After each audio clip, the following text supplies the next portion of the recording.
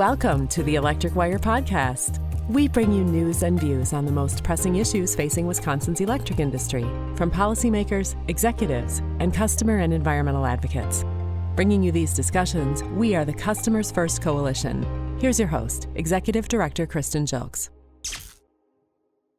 Welcome to the Electric Wire Podcast. I'm Kristen Jilks. I'm joined today by Tyler Vorpagel at the Municipal Electric Utilities of Wisconsin. Welcome, Tyler. Hey, Kristen. Welcome back, I should say. And our guest today is a second-time podcast guest as well for the Electric Wire. Troy Adams is the CEO and General Manager at Manitowoc Public Utilities. Welcome back to the Electric Wire, Troy. Hello, thank you for having me back. Thanks for joining today. We want to talk more about a big project that MPU has going on, the Refuel Renewable Project.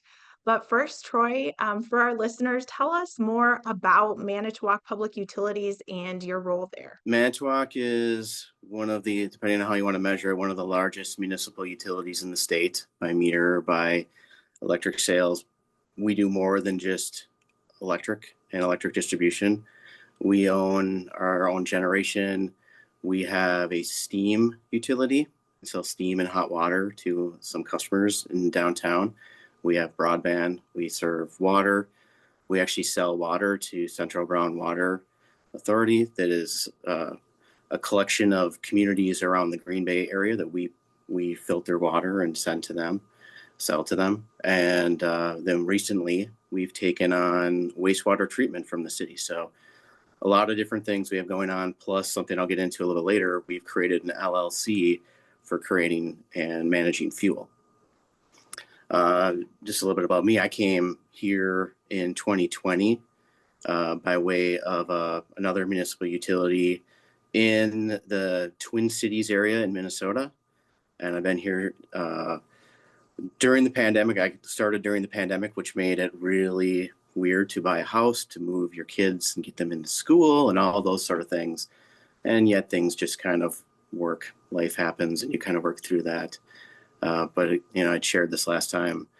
I did move here from Minnesota, but I am a Wisconsin kid.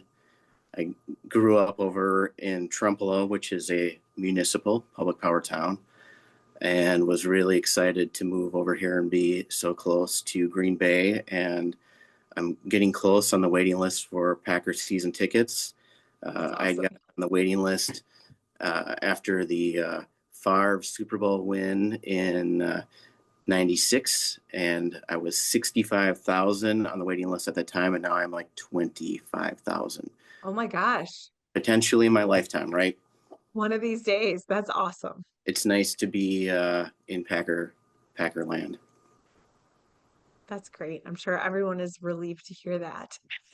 Forbes, give us a little bit of background about how Manitowoc and all of the various functions that Troy just outlined, is that typical of a municipal utility, or what would set Manitowoc apart there? Yeah, so I would say what makes Manitowoc a little unique from a number of our members is just the scale. They have their own generation in addition to their own distribution. A lot of our utilities are distribution focused to their customers. There's a few that have their own generation, but that is really one of the things that makes Manitowoc unique is having their own generation facility. Remind me again, how many public power communities are there in Wisconsin? There's 81 municipally owned or public power utilities. Perfect. Thanks. Okay, good. Just wanted to get that in there for background. So, Troy, let's start with an overview. What is the Refuel Renewable Project and how did it come about?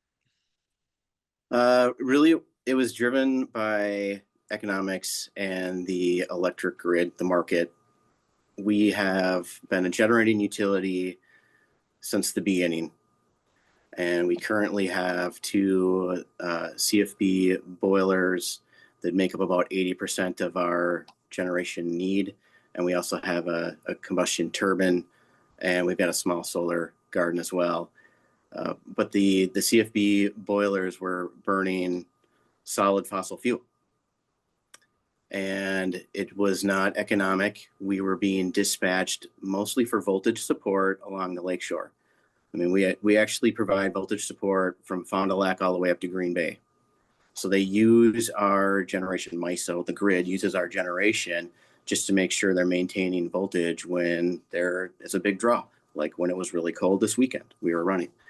But as new transmission projects were brought online, a new generation was brought online, and just kind of pricing of the market, we could see the writing on the wall that our units weren't going to be relevant unless we looked at how they were dispatched. And so around the time when I got here, there was a pretty big fear in the utility that we were going to have to decommission our power plants. And so there's a choice. What are we going to do? Do we build something new? Do we build a natural gas plant like what seemed like everybody else was doing? Do we go for all renewables? Well, our generation was already here. It wasn't that old. The 2 units that we have, the bigger of the 2 was brought online in the mid 2000s, and the smaller one was brought online in the mid 90s. And in the life cycle of a power plant, they've got another 20 plus years that they could run, and probably longer if you take care of them, reinvest in them because you want to extend the life. So they're assets that still have value. And we took the approach, how do we extend the asset life to deliver value back to our community, since our community is paid for those generating units? So we started talking about why are these units not economic? Well, the fossil fuel pricing was part of that, the market, the volatility. What do we need to do to get them economic?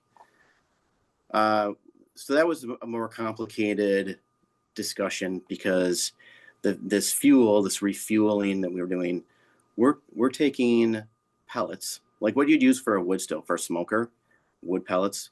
We're using something similar to that as a supplemental material. And we had been using that in these boilers since the 90s. Since these boilers were first brought online, we had been getting a small amount of this pelletized fuel to maybe 10%. And at one time early on, we tried to ramp up and use a higher level of that, and the units had a problem.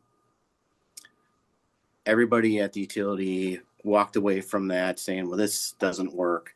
They never really looked for the root cause. It wasn't worth chasing because the units were being dispatched anyway. So when we start talking about what could we do differently to try and make the units economic, we revisited that fuel and talked about using more. So what the fuel is, there are a couple of companies locally, Green Bay and Appleton, that got this recipe, this engineered fuel blend, approved through the state. And they look, you're showing an example there that anybody who's watching online, there's a example of what the fuel pellets might look like. Yeah, so it's waste. It's clean industrial waste. Secondary non-hazardous waste is what it needs to be to qualify to be pelletized. And these 2 different companies independently went through a process to get those recognized by the state as renewable fuel, because that material, if it were not being engineered, made into a pellet, it was going to the landfill. So it was an opportunity to take a waste stream and turn it into a fuel. So we started looking at that a little bit more. The fuel itself is cheaper than what we were paying for pet coke or coal. But the biggest difference for us with refueling and making our 2 units economic is that we don't need limestone to capture sulfur, which was a really, really big expense in the combustion process, the scrubbing of sulfur.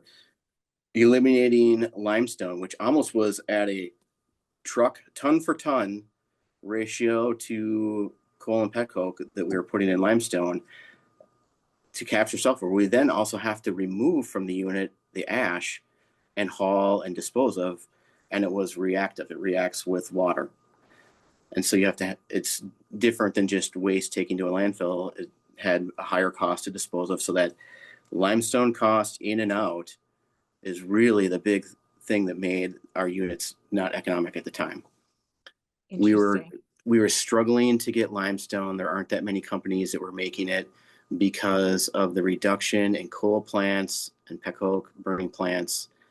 There was less market for it. So companies that were making limestone suitable for sulfur capture have already transitioned to other markets, making glass, making product for agricultural use. So we were struggling to get good pricing on that, plus the landfill costs. And then the Ukraine war happened. And there was a sudden global change in the fuel market, and coal and petcoke was being shipped across to Europe because of boycotts on natural gas from the Soviet Union.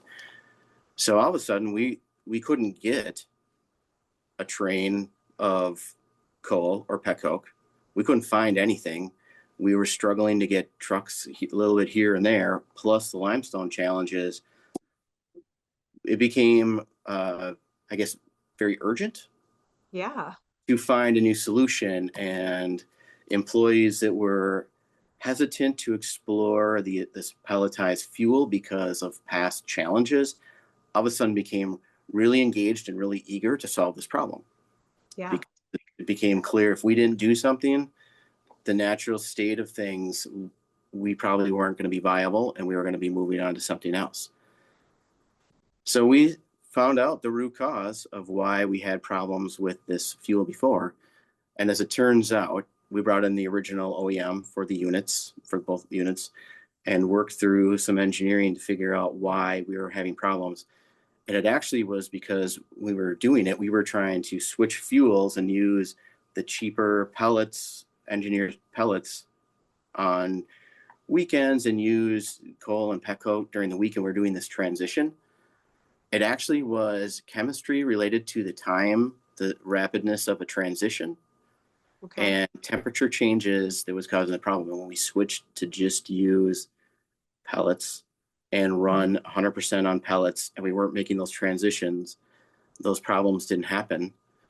And we were able to optimize airflow and oxygen within the combustion to really make the units more efficient.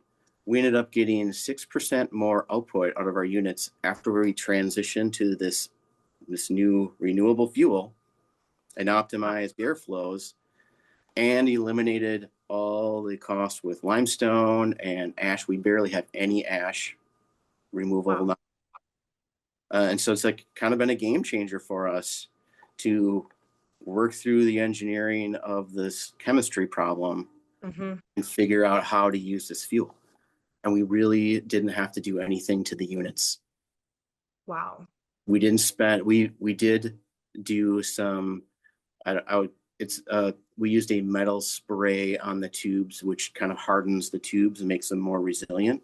Okay. But other than that, we didn't have to do anything new. We don't have a new fuel feed system. We didn't have to have any different bunkers.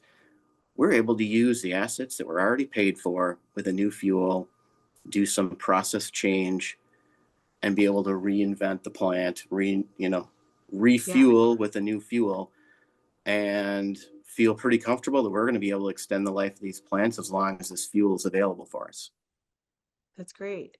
So how long have you been burning 100% of these fuel pellets? I think it's been 3 years now. Okay. We just had this conversation how time is weird.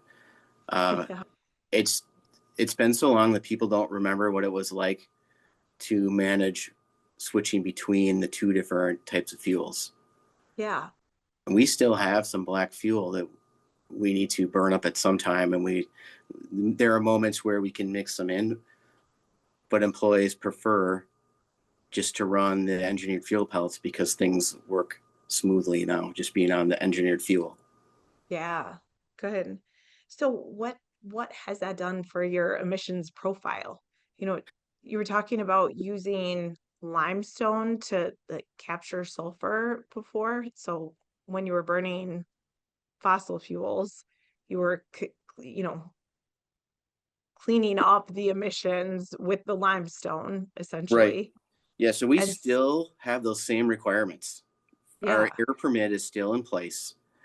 And we actually went back to modify our air permit when we were making the transition, just to make sure it was clear and that it listed this fuel in our air permit and that it matches the language from the state that defines it as renewable. So we still have all the same requirements we had before. mm-hmm. The fuel itself just doesn't have sulfur like you had in the solid fossil fuel.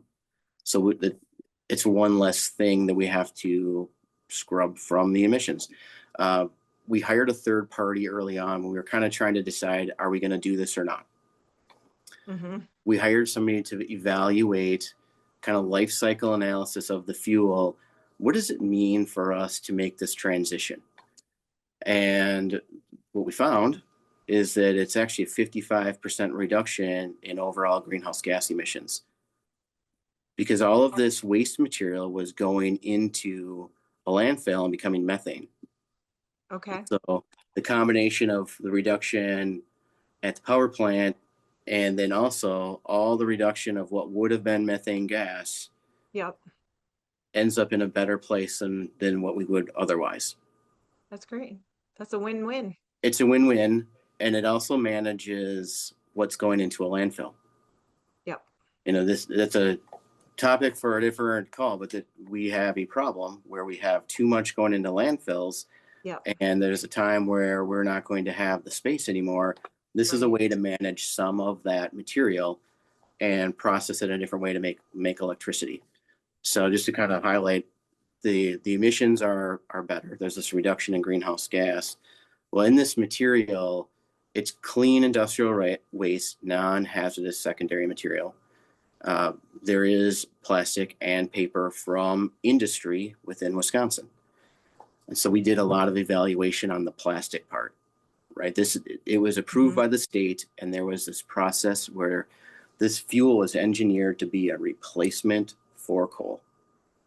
So they were looking to match BTU content, looking to limit carbon so that it's not worse than coal. It's actually better than coal. But there were restrictions when this was permitted.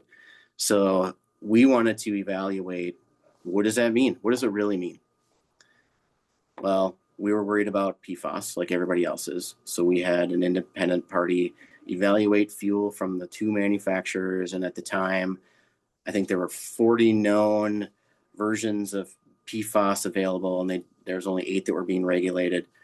Evaluated both manufacturers of this fuel, and we had 0 hits for PFAS. Which kind of makes sense because PFAS is not supposed to be on products being made anymore, right? And so this is clean industrial waste, real time, that would have been going to the landfill. So that tracks, right? There shouldn't be waste that has PFAS in it that would be going into the stream anyway. But just to confirm that, and then we were worried about the red Solo cup throwing into your campfire effect. Like, what does it mean when you're burning something that has plastic in it? Is that any different than burning other fossil fuels? Because of the temperatures in our boilers and optimizing airflow, there's complete combustion. So we had a third party evaluate, what does that mean? Well, the big thing was dioxins and furans. And with our process, no dioxins and furans are created because the combustion is complete. Those are things that happen when you have incomplete combustion. So it ends up being a very responsible way to manage this waste stream. I don't have a way to quantify this, but it would make sense that it's better than putting it into the ground. Yeah. Right? Or shipping it somewhere else. And could that material be recycled? Sure, anything can be recycled. It's not economic to be recycled today. And so for the time being, this is a responsible way to deal with that waste versus having it just go into a landfill. So we were excited about that. That wasn't really the reason that we did it. We were looking to save the assets that the community paid for, but we wanted to get through that evaluation before we committed to that, to know what is the environmental impact. And then we actually improved the situation Our power plant's located right next door to our high school. Yeah. So it matters that we're doing Yes. the right thing. And we feel very comfortable that this is a more responsible approach than just continuing to burn fossil fuel and all the other benefits of landfill avoidance. So just to kind of put some numbers around that, we're looking at somewhere between 15,000 to 18,000 tons a month. That's our goal of where we'd like to get to with pellets that we're running through our power plant. Wow. To visualize how much that is, because what is 18,000 tons of pellets, right? If you were to go to Lambeau Field, home of the mighty Green Bay Packers, 13-time world champions, you were going to go to Lambeau Field and you look at the field, base of the field, and you start filling that with pellets to cover the whole field where the players sit and everything. It's 30 feet deep is 1 month of fuel for us. All that grass space, 30 feet deep. Oh my goodness. So that's how much we're looking to divert from the landfill. Yeah. From Wisconsin industry. Yeah. This has an economic impact. Then obviously it helps us. The costs are about half for us to run the plant with this change. Wow. when we hit the volume and we're running at the amount that we want to run, and we've eliminated these other costs, it cuts our operating costs about half. So that's a big deal for us being dispatched. Yeah. It also has a positive impact for all of these local industries that have this waste stream, because they would have paid to have the waste go to the landfill. We're processing it at a lower cost, intentionally lower cost, to help their economics and improve their position. So we're helping our customers. We're also helping industry from Wisconsin be more viable. Yeah, absolutely. And it sounds like they should be paying you. They do pay us because we take it and we process it, but at a lower cost than what you'd pay to go to the landfill. So it saves them money, and then they're able to know that it goes into the electricity that's being made, right? But in the bigger scale, as far as Wisconsin economic development goes, we keep the money in the state. We're not making natural gas in the state, right? Mm-hmm. We are not mining coal in the state. This is a fuel that's in our state, which actually kind of goes back. When we first started looking at this, it was out of urgency to preserve the investment that's been made in our community. And I had gone to a conference where somebody from Florida was talking about renewables. And at the time, there was this push, solar, you got to put in solar. So they had done this evaluation of how much solar it would take to serve Florida and the land that it would take to serve Florida, and that people weren't going to be willing to give up the land to make the fuel switch. And Florida is a peninsula, so there's limited availability to bring in transmission for bringing in power or bring in natural gas. So they needed to look at what was local for them. And they have hurricanes from time to time, which doesn't work well for wind turbines. They needed to look at what works for them, local resources. And so when we were brainstorming for MPU, what are the local resources? Well, we're a paper region, we're a paper state. This was a way for us to take advantage of what is already here. And we consider that an added value, that we are decoupling from the global fuel economy and using a local resource that keeps the money in the state. Yeah. It's a pretty powerful position to be in when you can detach from the impacts of any war in any country in the world and know it's not going to affect your fuel cost, or at least the portion that we're producing with these units. Right. How are you getting this fuel? Are you trucking it in using trains? Yeah. It's all truck right now. We've got a manufacturer in Green Bay and we've got a manufacturer in Appleton. So both really close to where we are. It's all coming in, scheduled and trucking. We've got a building that we built here in town to store a buffer that can store about a month and a half. Okay. It looks like an aircraft hangar. Uh-huh. It's a pretty big building, but we use that to store, and so we can, when our units are out for planned outages. We can be putting fuel in there and buffer. We can use it to release when the market is right and run more. So we have trucks scheduled to go there. We have trucks scheduled to come here. Future state, we would love to be where we have coordinated and have real-time delivery as we need to run. Yep. And we are actively looking at having a facility in Manitowoc at some time. Got it. A lot of the material that's going to these two different locations drives right by us on 43. So if we could process some of that here, would also save in just emissions from trucking. Could it be rail? Yes. More complicated to work with the railroad than it is with truckers. One of the things at MUW that we sort of pride ourselves on is our focus on our customers and affordability for our customers. Maybe if you could just take a second to talk about the impact that this has on your customers' bills would be awesome. Yeah, so it's bigger than just rates, but I can kind of start there. So fuel prices for us, with fuel prices are down, and running our unit, the cost is down with this. What we really have done is kind of stabilized pricing from where we were pre-pandemic, and now it's kind of figuring out where that fits with everything else, because we don't necessarily want this to be 100% of our fuel mix. Everybody wants to have some diversity so that if something happens, you're not out there. And we also don't want to be so different from every other utility that we don't align with anyone.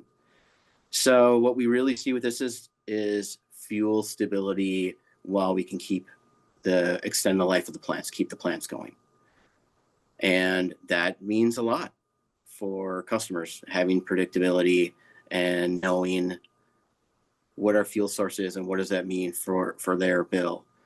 So bigger than that, there were a couple of things that we looked at beyond just the fuel pricing. So resiliency is another big focus for MPU and one of the selling points for this. And I'll kind of just, before I jump into some of these points, one of the things that we've learned with this project is because we're doing something different than everyone else, it became really, really important for us to advocate and share our story in Madison and DC. And we can talk a little bit more about that. But when you're doing something different than everyone else, if nobody knows what you're doing, it's really easy to have some legislation have unintended consequences that affect your plant. So we were really engaged, and we have been really engaged and out there talking about this project. So, and back to some of these bigger things beyond rates, one of them is reliability. Our customers have had their entire, people that are living in Manitowoc now, their entire lives have been with a local generating utility. And they have paid for the power plants that are here today. They expect if the zombie apocalypse happens and the grid drops, that they will still have power to keep their beer cold. That's an expectation. Local reliability. We have businesses here that expect the power to be on. And so we looked at this like, yeah, this is going to have a positive impact on rate stability. And we're going to maintain local reliability through having local generation. And it's a really big deal for our commission, for the city council, and for our community. The other thing is that it keeps pilot at the level it is now, if not increase it. If we were to retire our two boilers, it's about a $2 million a year hit to the city because that payment in lieu of taxes would go away. And that's a big deal. So that's outside of rates. That would be taxes. If we were to shut down the plant, people would see an increase in taxes. So maintaining that is a big deal for our community. Another thing is the local jobs. We've got 30 highly skilled, well-paid employees that work in the power plant and their families that are here because of their work at MPU and at this power plant. And if we were to retire the power plant, you'd likely see those people move on to another power plant and leave town. Manitowoc struggled with the loss of a couple really big customers, really big industrial customers over the last couple decades. Anheuser-Busch left, Muro, that made Teflon coating for cookware, and Manitowoc Crane were three really big companies that left around the same time, and Manitowoc struggled to bring back industry. So same thing here, where if we shut this plant down and you lose those people, it's hard to get people to move back. And so Manitowoc is back at the levels we were before those three big companies left. And we view MPU as a part of that, as one of the new companies in town that create diversity in employment and create opportunity for people to live here, raise their kids here, and spend their money on groceries and entertainment here. And the last piece, the value back to our community, is local control. This puts decision making into the utility commission, and kind of then indirectly into council, to have some direction over our future. So rates for sure matter, but all these other benefits also matter. And then, as we already talked about, there are positive environmental impacts by us doing this, which is another value stream back to our community. And Troy, I just wanted to go back for 1 second, because you used the acronym PILOT, which stands for Payment in Lieu of Taxes, which I think you mentioned. But that's one of the things that we're constantly trying to educate folks in our own communities and decision makers across the state, that in public power communities, a lot of times people think that tax money is going to support the utility, when really it's the other way around, where the utility makes payments and is sometimes the largest taxpayer to the municipality, in lieu of taxes they would pay. Yeah, very accurate. Great point. Yeah, we are not subsidized by taxes, and we contribute back to the city while we maintain rates in the low quartile in the state. Yeah. So MPU operates these power plants, pays employees, does all the things, and then contributes back to the city while maintaining rates in the low quartile. Yeah, it is a valuable asset to the city to have a municipal utility. And then just the last thing I wanted to make sure to mention and reinforce is the reliability. Again, that's one of the things that we like to talk about, is the reliable service that municipal utility customers can expect to receive, and not only for Manitowoc, but also regionally, because as you said, you're sort of tied into the MISO market and dispatched by MISO, so that helps with regional stability as well. Right. One of the things with our power plant is that we are dispatchable. You used to, call it baseload generation, because you just run all the time. We can ramp up and ramp down to support additions of new type of generation. So as you see more wind, you see more solar, you see battery storage, you see data centers, you see industry come to town. So load and generation that might have some volatility. I almost just did a 6-7 thing there. Uh-oh. You see some volatility in the grid. We're actually able to run to support that. So we support the addition of new types of generation just because of the nature of the style of generation we have. So we see our units becoming more valuable just as there's this evolution in what is on the grid with load and types of generation. That's helpful. Yeah, I would, you mentioned that, how you kind of fit in with the regional grid, and yeah, I am curious, as load growth keeps happening because of data centers or electrification, do you see the units operating more? Yeah, I 100% see them being called more. So now it's all fuel for us, fuel supply. We only have about enough fuel to run 50% of the time we'd like to, maybe a see. little bit more. And we manage that with storage, because there are times where the market is good, there are times when the market is bad, and we're able to use our buffer and manage that. We would love to be in a place where we can just run all out all the time if we wanted to, and then be able to make a choice on the market. But we see that already when there are times we see it more weather related than anything else. But we're going to get called more and more, and we might get called at different levels based on what the need is. So a couple of big data centers, if they're built along the lakeshore here, it's going to impact our region, and we will see more. We'll be called in more just to support what's being displaced because of those data centers.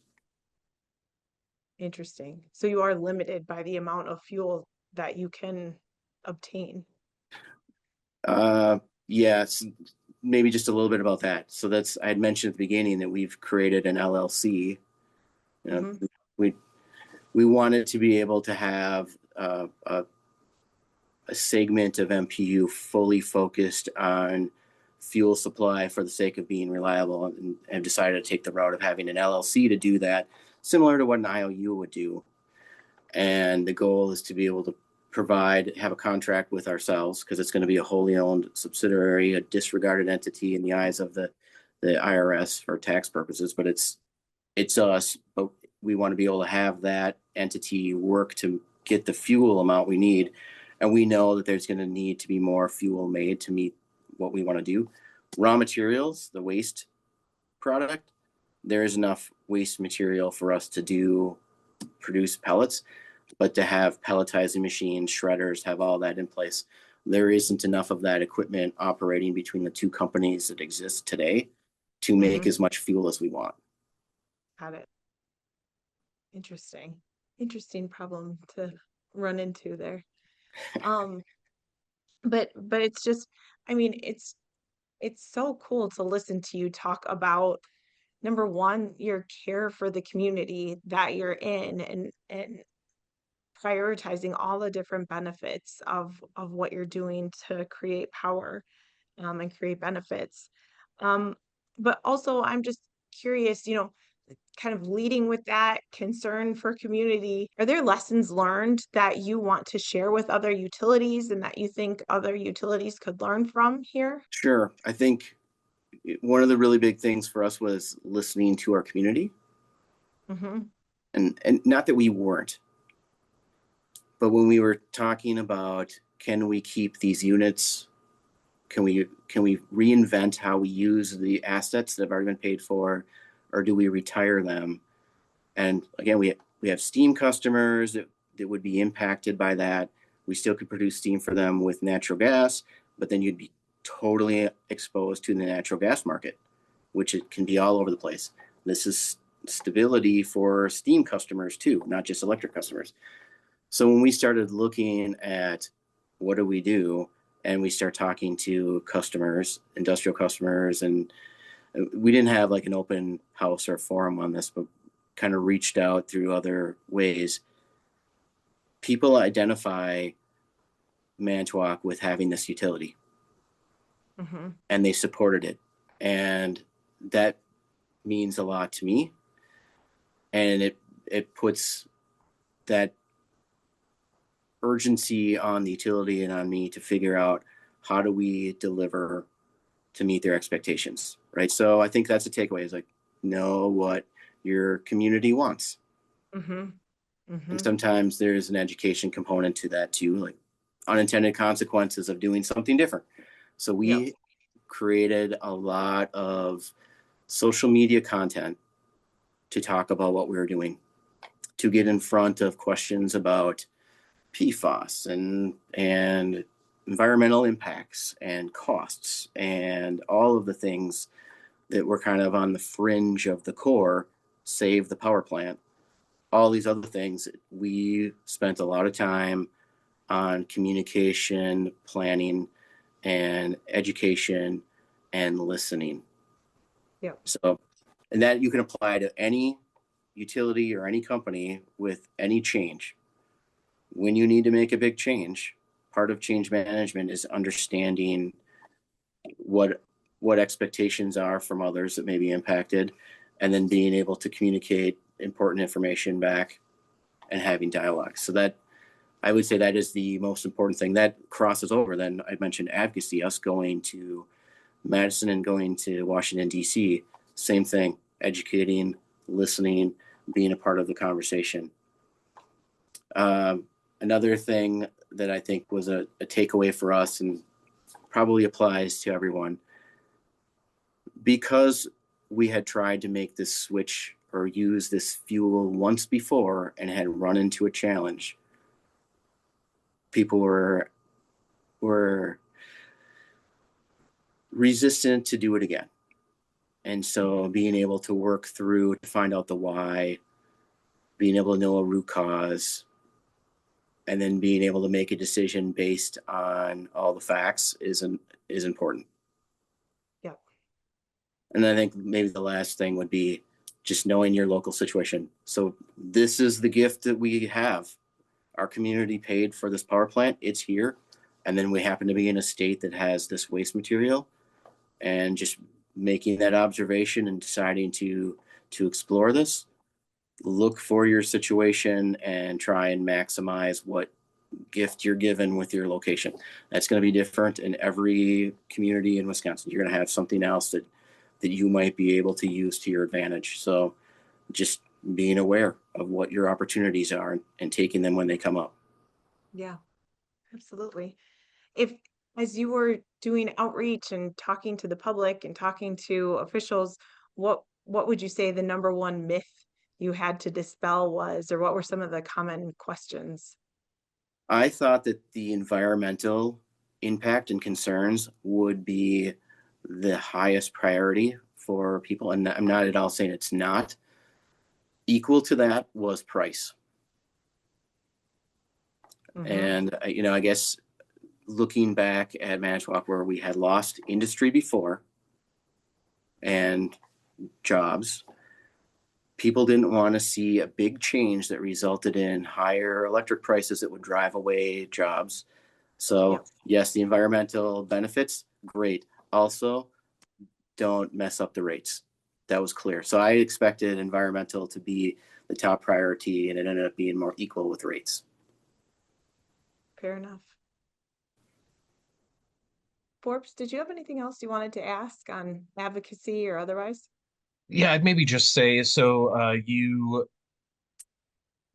talked a little bit about, obviously this was a massive change, not only internally, but for the community. Maybe just if you could talk about some of the steps that you took to engage with and make sure you were protecting your own, what you were trying to do. I think you had said, as whether it's regulation or legislation comes through, you want to make sure that your own what you're trying to accomplish is protected. How did you accomplish that? And are there tips in there for other utilities that you could give? Yeah, we knew that we needed to reach out to elected officials because we were doing something different than everyone else. And on the surface, when we switched to this fuel, everybody believed it to be biomass, like we are cutting down trees to run a power plant, which is not what we're doing. So without providing the story, people were making up the story that we're actually doing more harm than good by running biomass. So that was part of the beginning. Is we recognized we needed to be the author of our story, not let somebody else make it up. We engaged the press. We went and met with the Sierra Club. We went to Washington, D.C. We went to Madison. We created a 1-page with the highlights of the reason, the why behind this whole project, and then the value stream back to the community and the state for us doing it, and then the action items that we needed to do.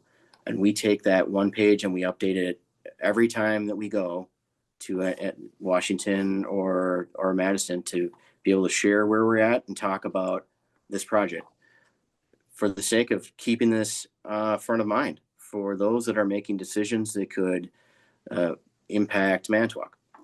So we've met with the EPA out in DC. We have met with the DNR here. We've met with WEDC. We've met with the governor's office. We've had so many conversations about this project, and we just keep doing it because you got to keep the conversation going. So I think the big lesson with that was it's not a problem to solve, it's an issue to manage. You never stop sharing your story. So that's not just with the elected officials, it's with their staff. And it's not just with your local elected officials, it's also with those that are in key positions that are on, energy commission or something else that would have impact. So knowing who you need to talk to and then having those conversations. MPU actually engaged third party in Washington and a third party in Madison just to help us make those connections with the people that we need to talk to. So we became very proactive and intentional about having those conversations. Well, and I think there's kind of two things that are good takeaways for folks listening to remember. Is one, social media. I self-admittedly am not a big social media person myself, but it is a thing, and it's a cheap and easy way to kind of promote what you're doing. But then also you had mentioned just kind of having some canned one pagers or fact sheets that you can leave with anyone, whether it's customers or your own commissioners or elected officials. That isn't, you don't necessarily have to have a huge project. It can just be something as simple as talking a little bit more about who your utility is and what you guys do. That's right. I actually found a lot of times when we go in those offices, Tyler, we want to share our story. They're not even fully familiar with the utility world, right? Munis, co-ops, IOUs, generation, MISO, all of the things, because most of the elected officials have some area that brought them in. Maybe it was healthcare, maybe it was education. Not everyone is an expert on the electric grid. So we found a lot of times where we came and we were ready, like, talk about our project. You actually have to take a couple steps back and talk about the electric industry first. Mm-hmm. Well, we understand that, and that is part of our mission with the electric wires, to help do some of that outreach to help sort of demystify this industry. And it is complicated at times, but it's kind of it's like the backbone for everything we do. So it's so important, and we really appreciate you coming on to share your story, Troy. And I think our listeners will really enjoy this. So again, truly appreciate everything you're doing and sharing it with us. The last question that we have for all of our guests is, if you had all the power in the industry, what would you do with it? Packer Super Bowl win? Nice. No, I would love to see us be successful with this project. And that's like a big lift. We are going to be successful because we're not going to give up, but it's a lot of work just because it's something different. So being able to avoid regulation that's going to affect us negatively, be able to talk about our story, being able to get the approvals for the things that we need to be able to preserve the life of our plant. So to kind of sum that up into one thing, yeah, that we've extended the life of our plant through 2050. Mm-hmm. Is that what success looks like to you, that it's still running in 2050, or what? How would you measure that? I would love that. Yes, because it means if we get to 2050, we've returned all the value that our customers put into the asset and then some. And maybe it's still viable after that because of the landfill avoidance factor. Mm-hmm. But that's for me, that's a really important goal, is to return the value back to the community for what they invested in this plant. Absolutely. Makes sense. Well, again, appreciate everything you're doing to make that happen, and appreciate all of the benefits that you've shared today that are coming to the community and the state as a whole. And Troy, thank you so much for your time. Yeah, thank you for having me on. Tyler, thank you for joining as co-host. Thanks, Kristen. All right, good to talk to you both.